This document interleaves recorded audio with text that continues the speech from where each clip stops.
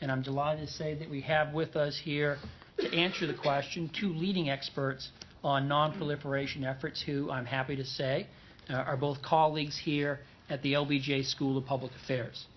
To my immediate left is Frank Gavin, who is the Director of Studies at the Robert S. Strauss Center and the inaugural Tom Slick Professor of International Affairs at the LBJ School.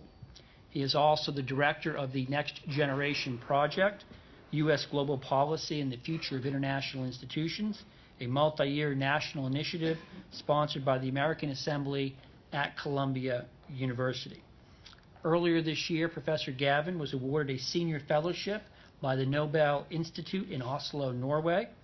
Next May and June, he will join a select group of distinguished scholars from around the world who will participate in the Institute's program on the spread of nuclear weapons, past experiences, and future challenges. It's quite an accomplishment of Frank's in recognition of his contributions to the field. To my right is Professor Alan Kuperman. He's Associate Professor of Public Affairs at the LBJ School and Director of the Strauss Center's Nuclear Proliferation Prevention Endowment. Before beginning his academic career, Alan worked as Legislative Director to Congressman Charles Schumer and as Legislative Assistant to Speaker of the House Tom Foley. Professor Kuperman has carved out an equally distinguished academic career. He is world-renowned for his work on humanitarian intervention and is the author of The Limits of Humanitarian Intervention, Genocide in Rwanda.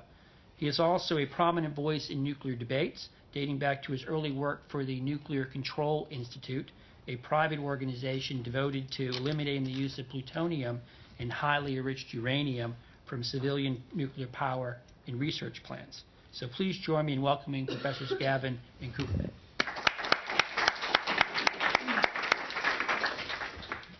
We're going to begin to talk in a moment, but I would ask people that if you have a BlackBerry or cell phone that's prone to going off and playing the Jonas Brothers or Eminem, if you could silence it or put it on mute, we would all appreciate it. Frank, I'd like to begin with you. You're a historian, and so I'd like to begin with a history question, which is back in March of 1963, President John F. Kennedy, in an address to the nation, warned the American people that by the mid-1970s, as many as 25 countries could possess nuclear weapons, and the consequences for American security would be dire. But here we are more than 45 years later. Only 9 countries have nuclear weapons, indeed only 5 more than when Kennedy gave his address. Was the failure of John Kennedy's nightmare scenario to materialize a matter of luck or design? Great question, and before launching into it, thank you, Jim, for that very kind introduction, and let me say what an honor it is to be on this panel with Alan, who is really one of the world's experts on this question, and also to say what a pleasure it is to see John and Becky and to thank them and to reiterate what Jim said about making these kind of programs important, and to see so many people come out in an early afternoon after lunch to discuss such early questions. I think it was a combination of both, and if the audience was interested, I could tell a little bit of the history of how America's non-proliferation policies developed from Kennedy to Johnson in a way that I think actually did get us to a place where we are now, where there are only 9 and not many more. There used to be an attitude, I would say in the 1950s and 1960s, that there really wasn't anything you could do to stop nuclear proliferation, that this was one of the most important and intimate decisions a state made about their security, about their survival, and the ability to intervene and prevent that was extraordinarily difficult. And a lot of this attitude was shaped by American experiences with France. France had been a close ally. We had fought on their behalf in 2 wars. We're involved in an alliance to defend them, and yet we could do very little to prevent them from acquiring their own atomic weapons. And this caused great bitterness and dissatisfaction in the American government, and it also caused a lot of people to believe that not only was it inevitable, but there was very little that you could do about it. And some very important people, including Dean Rusk, the Secretary of State, believed that there really wasn't much that could be done, and in fact, if it was inevitable, there would be times you might want to think about helping allies. There was active consideration of helping India, helping Japan, to actually promote proliferation because it was inevitable. President Johnson, the man who we honor in this building, is probably the single most important person for helping to shift that attitude and to shift the policies that corresponded. And there were a whole series of policy initiatives and decisions that led to the 1968 Nuclear Nonproliferation Treaty. And there's a lot of details, and I can go into the story later. But the key point is that President Johnson, at a very early point in his administration, made nuclear nonproliferation and, in general, the idea of reducing the dangers of nuclear war one of his key priorities. And often without the support of much of his administration, and often overruling so-called wise men like John McCloy and Dean Acheson and George Ball, who didn't think it was possible, and was responsible for, at some political cost, pushing through policies, and not just policies, but attitudes that helped, I think, shift the nuclear proliferation landscape and led to the '68 treaty and created the attitude that, yes, in fact, it was possible to slow or even prevent proliferation. And I think that was the most important change between Kennedy in '63 and by the time Johnson left in '68, '69. Now, I want to give you a chance to answer that question, but also maybe to push the ball a little bit further down the road. To what extent should we worry about proliferation? Because the assumption that, as Frank talked about, was that proliferation would be a bad thing. But as you know, there are some scholars who would argue that nuclear weapons had the benefit of concentrating people's minds wonderfully, and that helped produce the stability of the Cold War. We sort of knew what would happen if we went to war, and we all stepped back from the brink.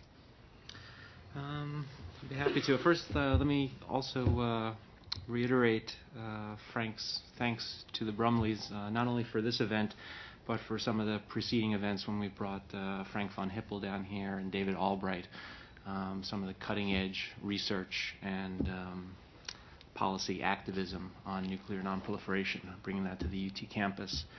And to also reiterate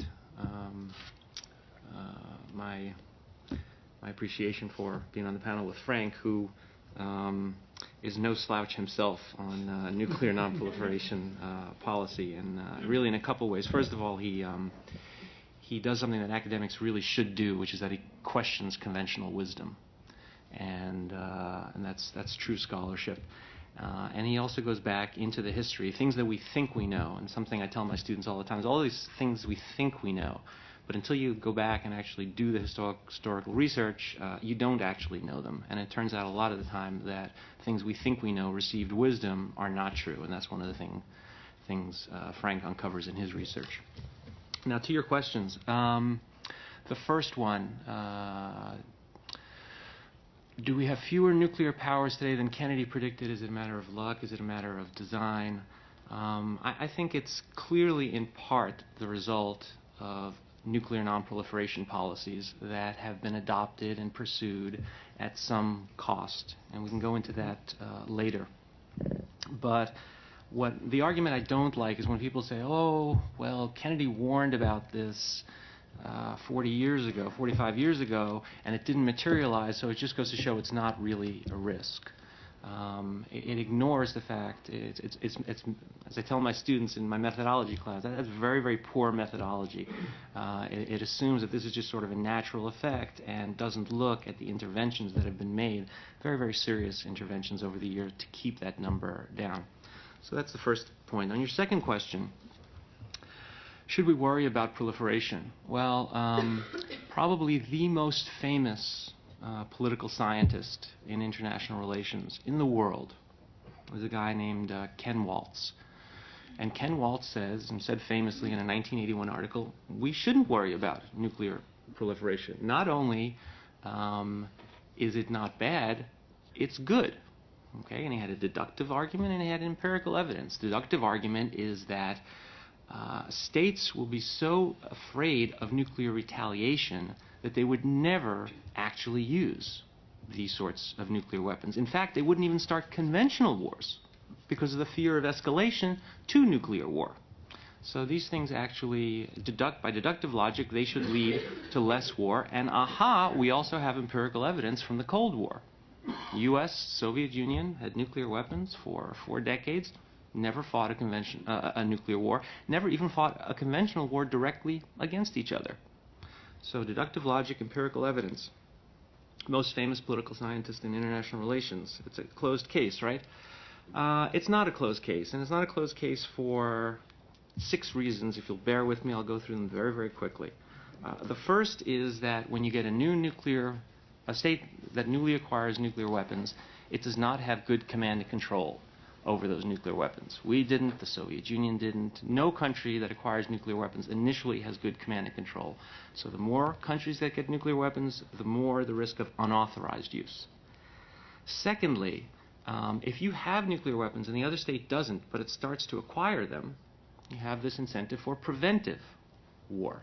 Or maybe they only have a few nuclear weapons. Now you have, and you don't want them to get dozens, now you have an incentive for a preventive war against a nuclear power. That doesn't sound very stabilizing.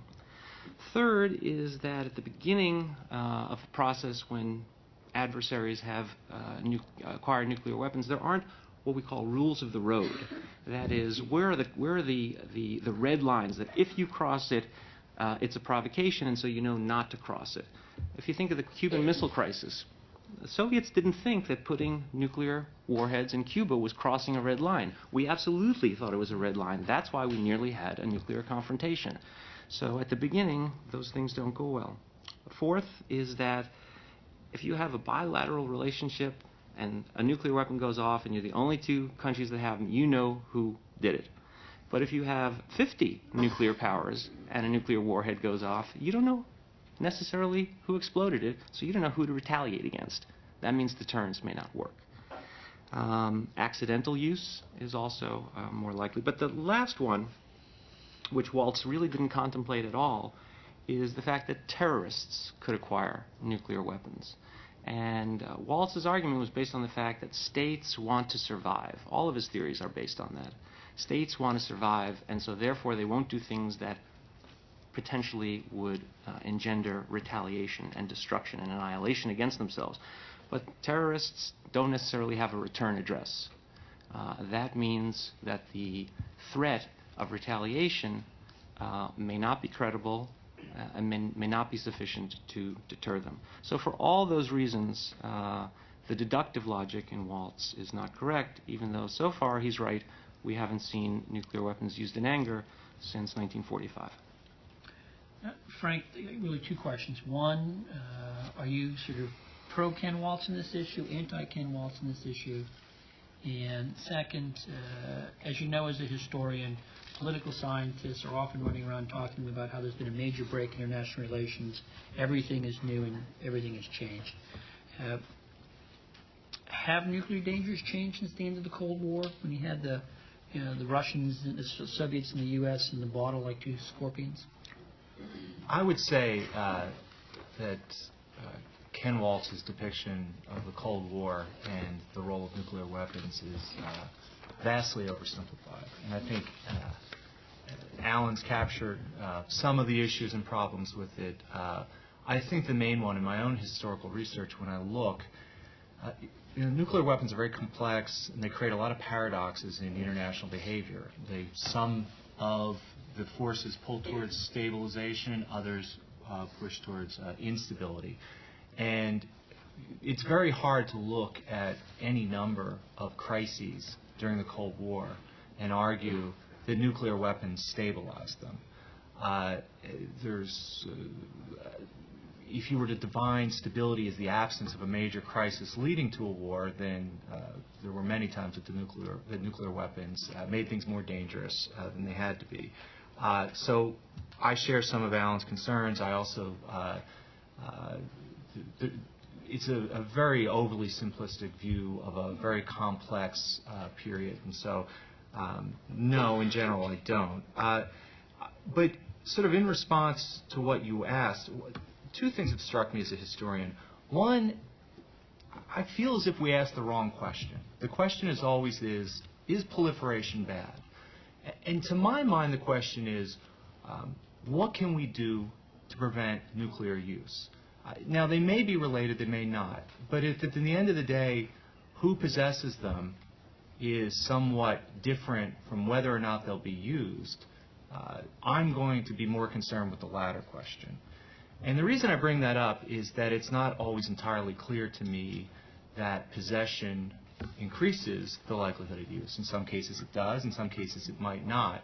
It depends on who has them, perhaps. It depends on how they might be used. But it always just strikes me that this debate is a little bit skewed, because what I care about is making sure that they're never used.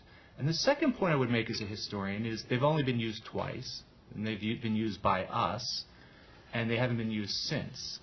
And to me, that opens up a whole lot of really interesting questions. And I'm also struck when I look at what a lot of people say on these questions, and they speak with a lot of certainty. And what strikes me as a historian is how little we know. There is no empirical record. There's very little empirical record other than those two uses of August 1945. So as I kind of struggle and wrestle and try to figure these things out, I don't see a lot in the historical record that can help me. This is really tough. You really have to get into the nitty-gritty of how these weapons affect actual decision-making during crises. And so I am always cautious and suspicious of rather glib statements. For example, Graham Allison could very well be right. But when I was doing a little bit of historical research, Graham Allison made that same statement in 1991. And that was a little while ago. And then he made the same statement again in 2002. Now, that doesn't mean we shouldn't be concerned about nuclear terrorism. But what it means is, I think, as scholars, we should be a little more careful about the assertions we make and the certainty we express about an issue in which the consequences are enormously grave, but the historical record doesn't provide us a whole lot to go on. And that's why I think it's an important but also a challenging set of questions. Alan, would you accept the distinction Frank has offered between is proliferation bad and what can we do to prevent their use? Well, I think it's a fair way to look at it. I tend to, because I think that there are generic risks to nuclear proliferation, those that I outlined in my last answer, I think that all things being equal, it's not good for us to have nuclear proliferation. Now, Frank's absolutely right that some nuclear proliferation is going to be more of a threat to us or a risk to us than other. But the way that I look at it, which is it maybe will not have a different conclusion than Frank, but the way I tend to look at it is nonproliferation, our nonproliferation efforts worth the cost? And make no mistake, there are costs to nonproliferation. Sometimes we go to war over our nonproliferation goals. Sometimes we lose allies over our nonproliferation goals. Sometimes we lose trade and commerce over our nonproliferation policy. And so there are real costs. And so, as with any foreign policy, you have to weigh the benefits versus the costs. And sometimes, I would argue, nonproliferation or counterproliferation, that is trying to reverse or use military force to stop. Sometimes it is not worth it. Okay, if we think about the fact that there was thought given to preventive strikes against the Soviet Union or against China to stop their nuclear program, I would argue that we made the right decision, that the goal of nonproliferation in those two cases was not worth the potential cost of going to war. So those, for me, were no.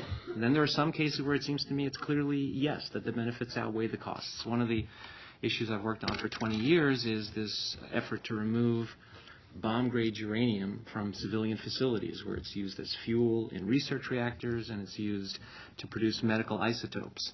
And the fact is you can do both of these activities with uranium that is not usable in nuclear weapons. Moreover, bomb-grade uranium is the easiest way to make a nuclear weapon. So the benefits of nonproliferation are great. The costs are not very high. So it's sort of a no-brainer for me, yes, in that case. And then there's the gray ones. Okay, so we can think of Iraq in 2003. And here was another case where I thought that the Bush administration was pursuing its plan for a war on the grounds of nonproliferation, and I thought that this was not worth it. I went back and looked. I wrote 5 op-eds from 98 to 2002 arguing it was not worth it because the costs of war in Iraq would outweigh the benefits to us, and the costs would outweigh it because there would be ethnic civil war, there would be instability in a region with oil, and there could be empowerment of Iran and bringing in of other neighbors. A couple of those things actually happened. And on the other hand, I thought that Saddam Hussein was the kind of guy that actually, if he acquired nuclear weapons, could be deterred. I believed he was rational. So I didn't want him to acquire nuclear weapons. I thought everything peacefully should be done to prevent that.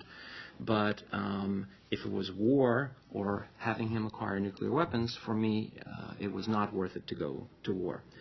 And I'll stop there, but I'll say maybe we'll come back to it. I feel differently about Iran. Okay, well, I want to go to Iran right now. And let me take this issue of drawing a distinction between whether or not proliferation is good or bad versus the question of if they acquire them, how do you prevent their use?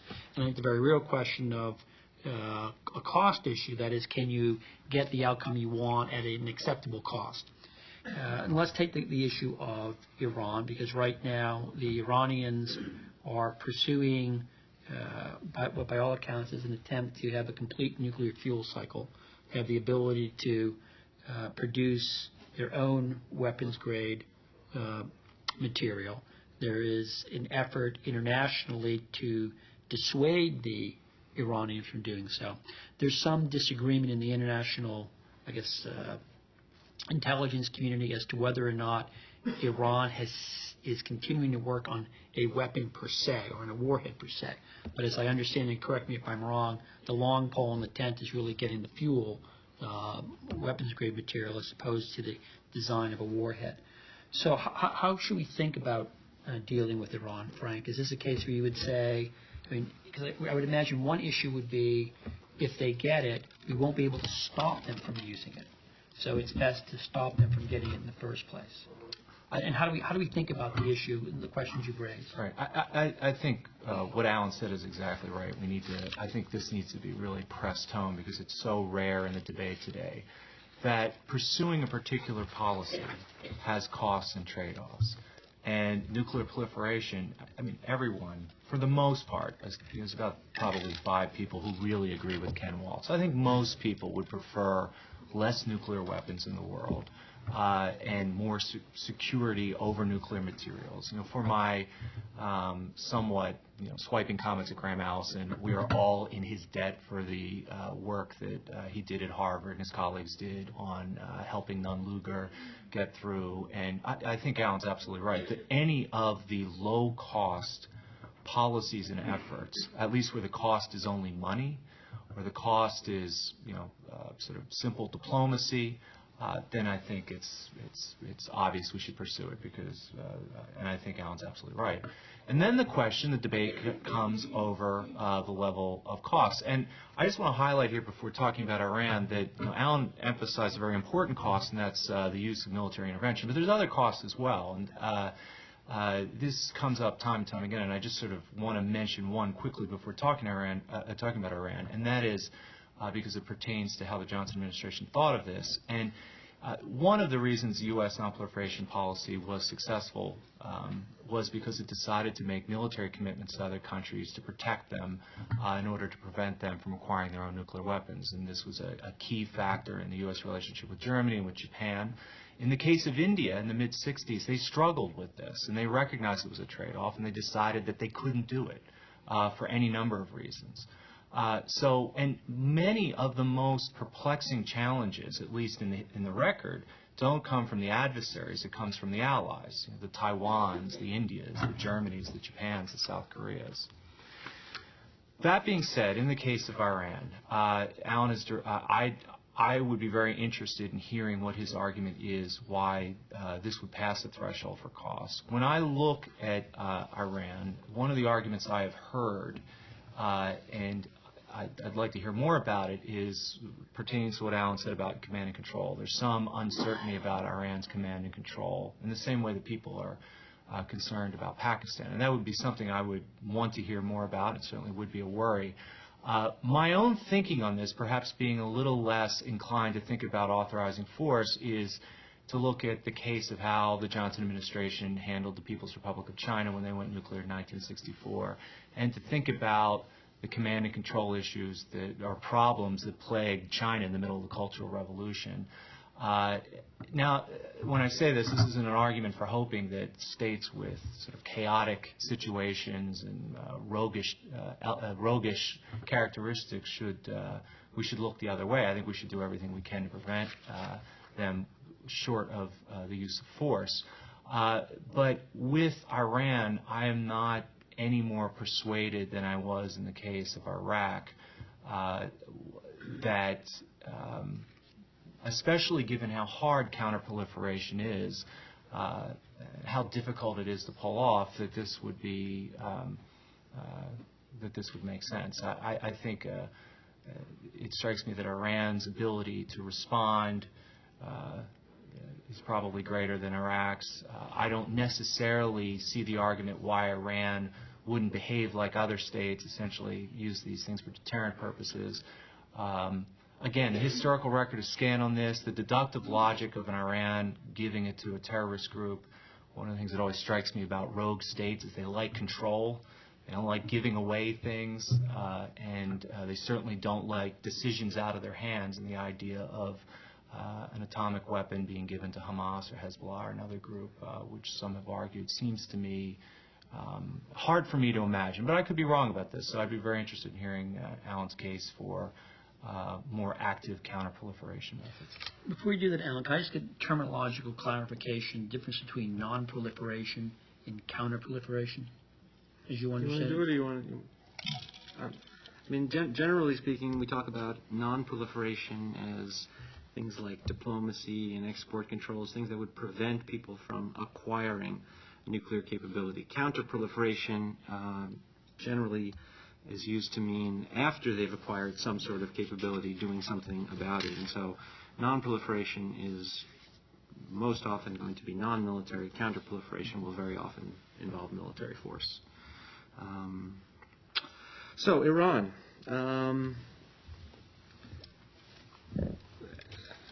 As mentioned, one of the costs of their acquiring nuclear weapons would just be the generic ones. I think the command and control one is especially a concern in Iran.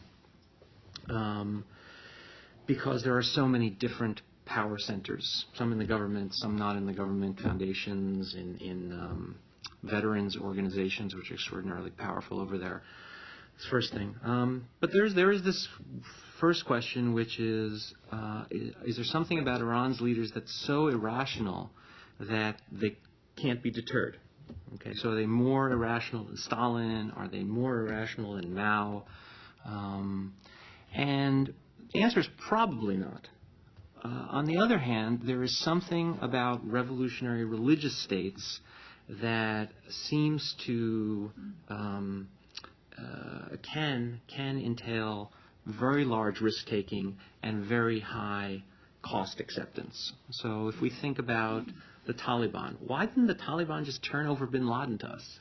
I mean, that seems to me, if I were to tell, that would be a no-brainer for me. There was, the old Hebrew National commercials used to say, we answer to a higher authority. And I felt like, the Taliban is answering to a higher authority where ordinary deterrence, coercion, compellence just doesn't apply to them. And that's possible in Iran as well. And as you mentioned, they do give or sell or provide a lot of weapons to folks we don't like, whether it's Hamas, whether it's Hezbollah, whether it's these special groups in Iraq. So, some folks agree with you. There was a famous op-ed in the New York Times by Barry Posen, the former advisor of mine, a professor at MIT, very distinguished, and he says, don't worry about Iran getting nukes for 4 reasons. We can count on 4 things. Number 1, Iran is rational. Number 2, Iran knows that if a nuke went off anywhere, we could trace the nuclear material back to Iran. Number 3, if we traced it back to Iran, Iran knows that we would retaliate by annihilating the Iranian regime.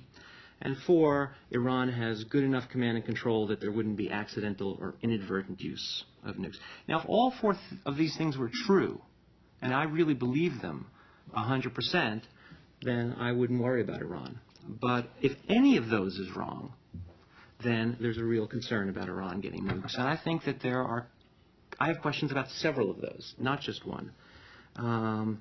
The tracing material back to Iran thing, this is what they call nuclear forensics. Even American officials agree we can't do that today. So if they're agreeing in open sources we can't do that today, why should Iran be scared that we could trace it back to them?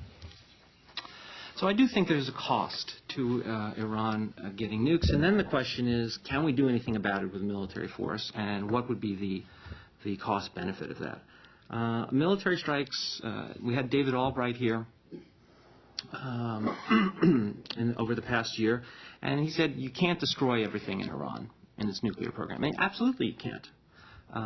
But what you could do is destroy some things, degrade things. You certainly would push back the day when they would actually have enough for 1 or more nuclear weapons. The New York Times story today was a very bad headline. They have enough low-enriched uranium to enrich eventually to make high-enriched uranium for a bomb. So it was a very misleading headline. They're not there yet. So what are the costs if we were to use military force against Iran? And I had a letter in the Washington Post, again, sometime about a year ago, and my argument was that we are exaggerating. The public debate is exaggerating the likely costs. And no one can know what the actual costs would be. But I think we're exaggerating the costs. And people are saying, look what happened when we went into Iraq. And we certainly don't want to repeat that. Well, I don't want to repeat that. I didn't want to do it in Iraq. But what we would do to Iran if we were smart, this is assuming diplomacy doesn't work and they are going gung-ho to continue enriching uranium. What we would do, in my opinion, if we were smart, would be to first threaten, and then if it didn't work, to actually carry out a surgical strike on their nuclear facilities. Not a wholesale strike, but a surgical strike, and then say to them very, very clearly, we could do it quietly or we could do it loudly. Probably quietly would be better. Say, this is just a taste, okay? And if you mess with us, then you're going to reap holy hell. And I think they would probably understand that. It probably would work. I cannot guarantee that it would work. But are there ways that they could hurt us in retaliation? Sure. But a lot of them they're doing already. I mean, they're arming elements in Iraq that are killing American soldiers. That's, pretty much what else can they do besides, sure, they could do a terrorist attack somewhere on American civilians. But is it worth it to them if it means we would destroy their regime? So I do think that no one can know what the costs of counterproliferation against Iran would be. And you'd be foolish to say, I guarantee you that this would be low cost. But I think the likelihood is that we could degrade their program. The cost to us would not be terribly large. And the hope would be we would delay it long enough that we would get a regime in Iran, some sort of regime change that would either not want nuclear weapons or we wouldn't worry so much if they got nuclear weapons. You've both raised, we've spent a lot of time talking about states, but you both raised the issue of terrorists getting nuclear weapons, and that in many ways is the great fear because of the difficulty of tracing it back to its source. How severe is the terrorist threat in your sense, Frank? Is this something new? How should we think about it in the context of the questions you raised so far? Well, I certainly think it produces a whole series of even more complex questions and puzzles. And there's a whole series of questions you have to think about. One, on the kind of practical side, can they make one? Probably not. Can they produce the materials? Once they produce the materials, can they put them together? Can they deliver it and successfully detonate it? So there's a whole series of questions there, and there's a lot of really good technical expertise on that Alan knows far better than I. But it strikes me that there's an ongoing debate about these important questions. And your colleague, I think Michael Levy, has written a really good, at least to my mind, a very good book on these things, and which suggests, and then if they do it, are there countermeasures that we can do at relatively low cost that mitigate the damage or make it far less severe? I would just say as an aside, one of the things I've been struck thinking about this question is that, and again, none of us can know with any certainty what probabilities are because terrorists have never used nuclear weapons. But it seems to me, if I were to guess, that they would be more likely not to be used against us, but more likely to be used in Moscow, New Delhi, Amman. And to me, one of the interesting questions is, what would we do if that happened? What would we do if the Chechens used a bomb in Moscow? And I don't know the answer to this, and I don't know if anyone's done any good work on it, but it strikes me that for any number of reasons, there's probably a higher likelihood of facing that. And how would we respond? What would we do? On the tracing question, John knows a lot more, knows more about than just about anybody. One thing that I've been fooling around with in my head, a strategy to deal with this in terms of Iran, and it may just be completely nonsensical, but one of the clever things the Eisenhower administration did during the early 1950s when they were trying to devise a nuclear strategy, they came up with a strategy called massive retaliation, which everyone thought was silly and simple-minded because it said, we reserve the right to treat the communist world as a monolith and respond anywhere we want, anyhow we want to any provocation.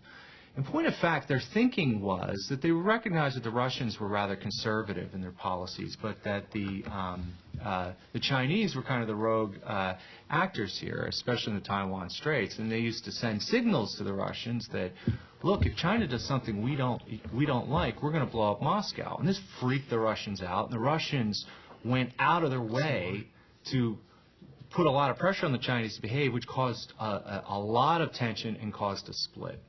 I've often thought, I think Alan's diagnosis of Iran's relationship with non-state actors is correct, and I think one of the things I thought that could be a clever strategy is to go to Iran and say, you know, you want nuclear weapons, and you also are in bed with these bad guys, and we're just going to have a policy that if any nuclear explosion goes off that we can't trace and identify, we're just going to blame you, and we're going to hit you. And therefore, the responsibility is upon you to police this.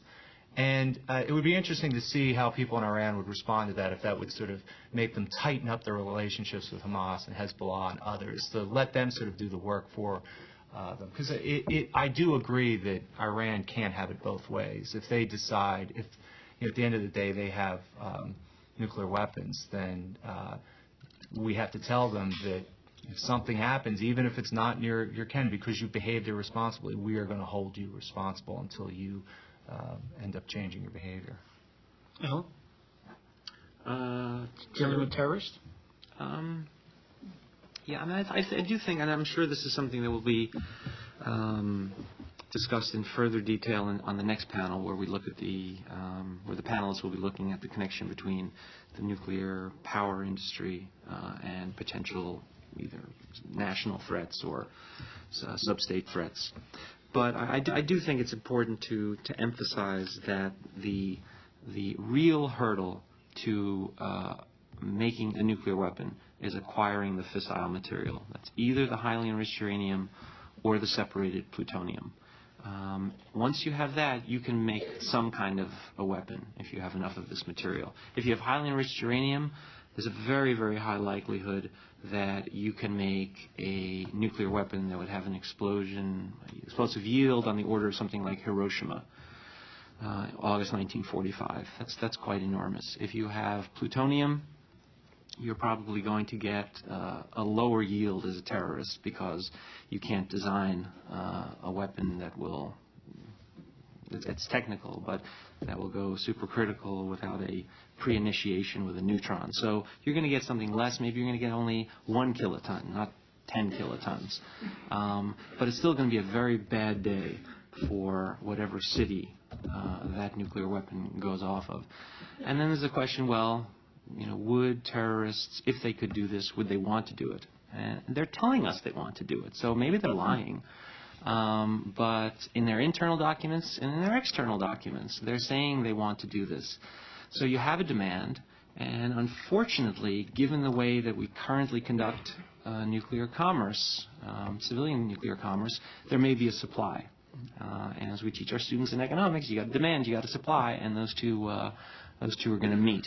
What we're trying to do is prevent that. We're trying to cause a market failure and prevent that. But I think that Frank is right that the claims that are made or the warnings that are made about nuclear terrorism sometimes are exaggerated. If someone tells me there's going to 50% chance of this happening in the next 10 years, first of all, they have no idea. So that's, I have no idea where that number could come from. Second of all, it strikes me as too high. I think the probability is much lower than that. But it still worries me, and it still seems to me that preventing even a small probability is worth a considerable amount of effort, given the consequences. Think about the consequences of 9/11, where tragically a few thousand people were killed. Imagine if there were 10 times or 100 times as many people. Imagine what that would do to the global economy, to the way we might overreact to it. Because, as Frank, I think, would agree, one of the big problems with terrorism is that we overreact to it a lot of the times. Well, if we overreacted to 9/11, imagine how we'd overreact to a nuclear 9/11. So they want it, they could do it, and we need to stop them from being able to do it. Well, at this point, I'd like to bring the audience into the conversation. If anyone likes to ask a question, we have a mic over there, or you can just shout it out loud enough so that our webcast can pick it up. Yes, ma'am. How can we morally pursue our policy of non-proliferation when we keep all our nuclear weapons? Who wants to go first? You want to give it a shot? No. It's the moral question. Are nuclear weapons immoral? I've never said they're immoral. So, I don't think that's the issue for me. The issue for me when I'm talking about U.S. national security policy, or if I'm talking about promoting international security, is how do we get from where we are today to making sure we don't worsen the situation down the road, and hopefully we make the situation more secure. I personally think that if we got rid of all of our nuclear weapons unilaterally, we would not make ourselves more secure or the world more secure. I also think that it is possible, though not easy, to pursue a non-proliferation policy even though you maintain nuclear weapons. It probably would be a good idea, at the very least, to reduce the size of our nuclear stockpile considerably. Since we have massive overkill, we don't need this many nuclear weapons. It suggests to other countries that not only do they need some nuclear weapons, but they need a lot of nuclear weapons because, well, the United States has been in this business for so long and they've decided they need thousands of warheads, so we must need them too. So the one thing I think we probably agree on is we should at least reduce the size of our nuclear stockpile. I think it would give us minimal but some leverage in negotiations with others, but I think at the very least it would tell other countries that get nuclear weapons that you don't need to go crazy like the U.S. and Soviet Union did. There was no reason for it at the time, and we need to walk that back. Well, I will. Now, the Israel front, I think Frank probably knows the history of that. My guess is better than I do, and probably. Well, we'll see. But I mean, it's at the end. Yeah, we'll have a quiz at the end. No, I mean he really gets into the nitty-gritty of the diplomatic exchanges on those things at the time, and so I'll see if let me defer to him on that question. Are we more willing to use nuclear weapons now than we have? Well, I think there were some folks in this Bush administration who started to have an almost Eisenhower-like view of nuclear weapons, that they're just big conventional weapons. And so if you want to do some sort of counter-proliferation strike or something like that, and your conventional bomb can't go deep enough to take out the facility, well, just use a nuclear warhead. So I think there was some thinking like that. My guess is that's reversed under the current Secretary of Defense, although,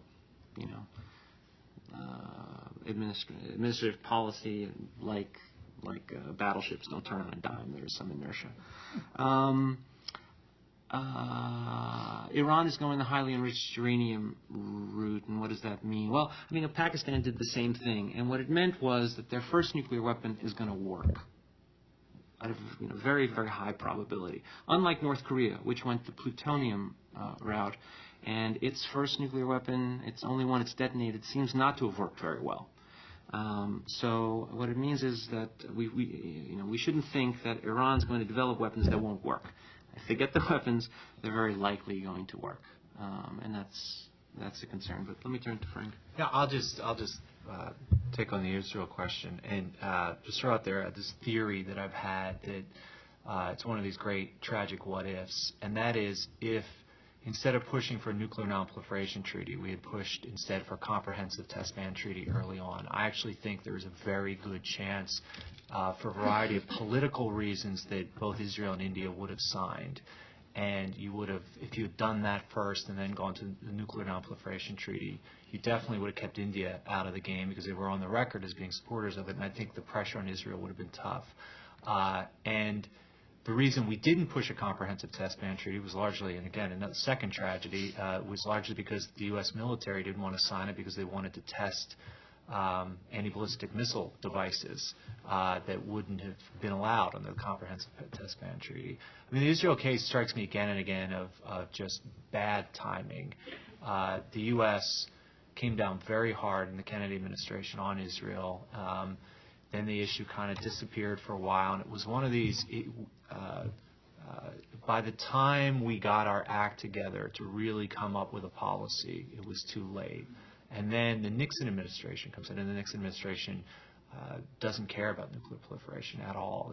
Even though they get the sort of benefit of the treaty being, of signing the treaty, and they make it clear to Israel there'll be no cost. But the Kennedy, particularly the Kennedy administration and the Johnson administration, did try to do something. The Israelis ended up eluding a lot of this pressure, and waiting out the clock till Nixon showed up. And when Nixon showed up, there wasn't going to be any reversal of it. Okay, time for one last question. Sorry. If I could just follow up on that. India would likely not have signed because of the Sino-Indian War of '62. They wanted to have some reserve against China. So no amount of talking to India would have made them sign a test ban treaty.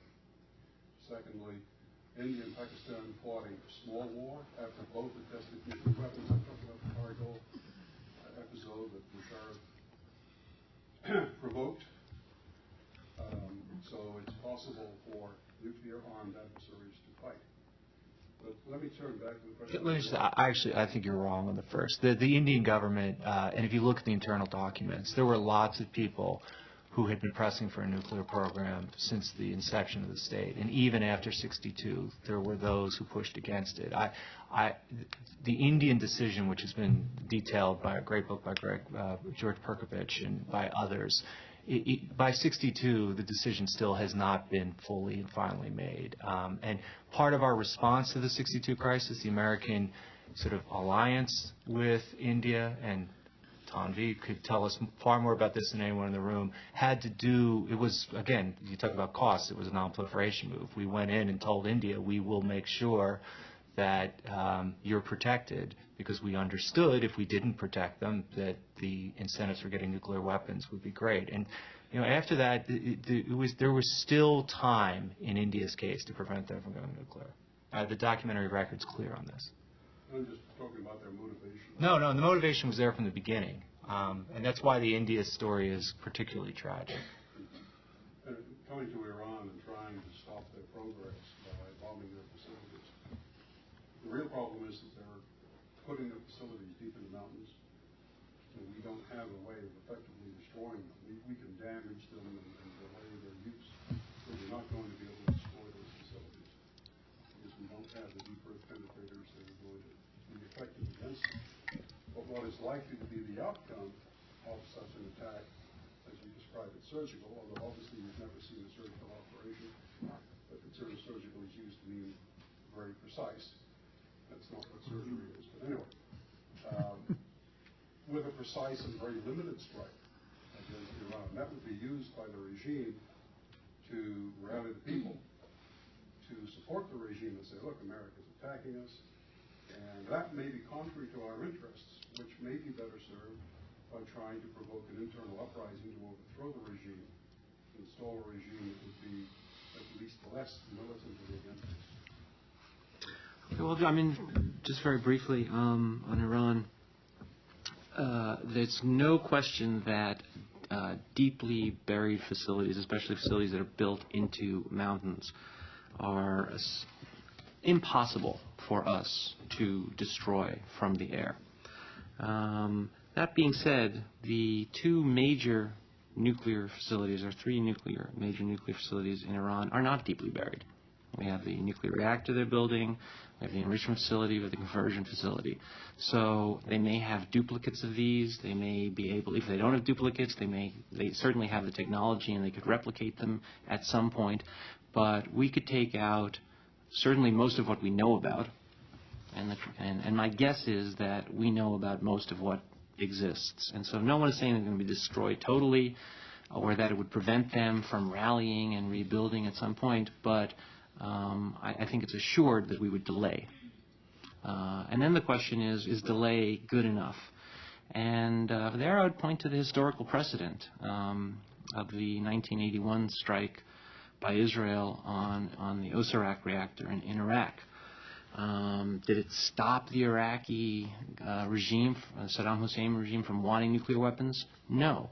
But it delayed him, and it delayed him long enough that then we had the 1991 war, and we destroyed some more of the nuclear. And then by that point, he said, hey, twice I got clobbered, and I'm not going to do it again. Unfortunately, we didn't realize that. But, there is at least this, one case, two attempts at two counterproliferation efforts that actually did work through delay and degradation of a program. So, you're right. We can't guarantee it will work, but I think I'm right that it would buy us some time. And just one clarification on that, because you're talking about strikes. You specifically said strikes from the air. I'm not familiar with the layout of these facilities, but how hard would it to do it from a commando-style attack, or have I just watched too many Chuck Norris Delta Force movies? I mean, my understanding is that these ones we could do from the air, and there are probably some hidden facilities where you couldn't do it from the air. And what do you do about those sorts of facilities? One thing would be to have a raid and have people run inside the mountain. I'm not a big fan of those kind of movies myself. And another possibility is to try and find the entrances where things are going in and out, and just bomb the entrances, and they can clear them, and you can bomb them, and they can clear them, and you can bomb them, and so forth. It's not ideal. And I do think that in the long run, if Iran really wanted to do this and were willing to build it underground, and they are, and they're building tunnels, they can do it. All we can do is delay it in the hopes that we get a regime that's a little less or much less hostile or more assuredly rational. Do you have any thoughts on what happened in Syria? Did you know? Again, we had David Albright here. He showed us the pictures and gave the narrative, and everything looked like a nuclear facility. This latest evidence where the IAEA has detected that there was uranium present, from the latest news reports I read, and it's only news reports, but it says that this uranium was not depleted uranium. And what that means is that it wasn't from Israeli munitions. So, and it wasn't, there's nobody's, and that it was processed in some way. So it wasn't just uranium ore that was in the ground. So that means somebody brought some processed uranium, and I think it was natural uranium. I think it was not enriched uranium. It was perfect for a weapons plutonium production reactor. Brought this to the facility. Why did they bring it to the facility well before startup? I don't know. I guess they hadn't learned that old lesson about not putting all your eggs in one basket. Okay. We've reached the end of our time. Please join me in thanking Professor Gavin and Professor Kuperman for excellent comments.